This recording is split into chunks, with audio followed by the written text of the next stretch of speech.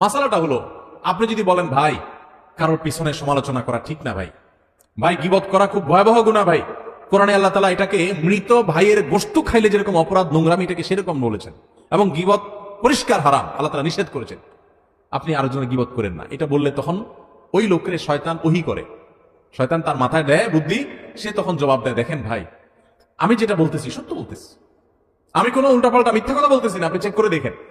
সে গীবতের সংজ্ঞা হয়তো জানে না, আপনার শয়তান তারে দিয়া এই ভুল মাসালা দেওয়াইছে।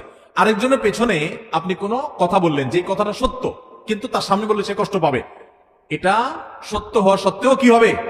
গীবত হবে। আর যদি ডাহা মিথ্যা কথা বলেন আরেকজনের নামে তার পিছনে, তাহলে তো সেটা মিথ্যা অপবাদ, হয়তো গীবতের চেয়ে তার ভয়াবহ। আবার শয়তান আরেকটা মাসালা শিখাই দেয় যারা গীবত করে তাদেরকে, সেটা কি জানেন? সেটা হলো, বলে যে ভাই, যদি নিষেধ করে ভাই কারোর পিছনে সমালোচনা করা উচিত না, বলে যে ভাই আমি তার সামনে বলতে পারবো। এরকম বেটাগিরি দেখায় না কিছু লোক,